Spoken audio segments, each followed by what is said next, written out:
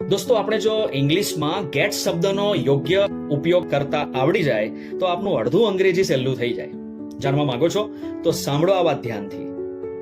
જ્યારે આપણે કોઈની વાત આપણે સમજતા હોઈએ તો સમજવા માટે ઇંગ્લિશમાં શબ્દ છે અન્ડરસ્ટેન્ડ, કે ભાઈ હું આ વાતને સમજુ છું. તો આપણે શું બોલીએ? આઈ અન્ડરસ્ટેન્ડ ઇટ. પણ એને બદલે આપણે બોલવાનું આઈ ગેટ ઇટ. એવી જ રીતે કોઈક વસ્તુ કોઈની પાસે મંગાવી હોય, લાવવી હોય તો આપણે શું કહીએ છીએ? ઇંગ્લિશમાં બ્રિંગ શબ્દ વાપરીએ છીએ કે ભાઈ મને થોડું પાણી આપો. તો આપણે શું કહીએ કે બ્રિંગ મી સમ વોટર. એને બદલે બોલવાનું ગેટ મી સમ વોટર. એ જ પ્રમાણે રીચ શબ્દનો અર્થ થાય છે પહોંચવું, કે ભાઈ હું ઘરે પહોંચી ગયો હતો. તો આપણે શું બોલીએ કે આઈ રીચ્ડ હોમ. પણ એને બદલે બોલવું કે આઈ ગોટ હોમ. એ જ પ્રમાણે રિસીવ એટલે મેળવવું અને બાય એટલે ખરીદવું, કે ભાઈ હું એવું કહું કે હું એ નવો ફોન ખરીદ્યો છે. તો I have bought the new phone એવું બોલવાને બદલે I have got the new phone એ વધારે સારું દેખાશે.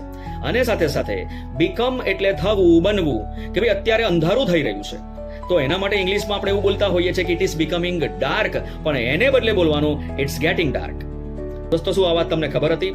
આવા જ જ્ઞાનવર્ધક વિડીયો જોવા હોય અને તમારું અંગ્રેજી સરળતા રીતે સુધારવું હોય તો આ ચેનલને સબસ્ક્રાઇબ કરવાનું ભૂલતા નહીં. અને હા, તમારા મિત્રો સુધી આ નોલેજને જરૂરથી શેર કરજો. અને મને કોમેન્ટ બોક્સની અંદર જરૂરથી જણાવજો કે ગેટ લોસ શબ્દનો અર્થ શું થાય છે. Good bye.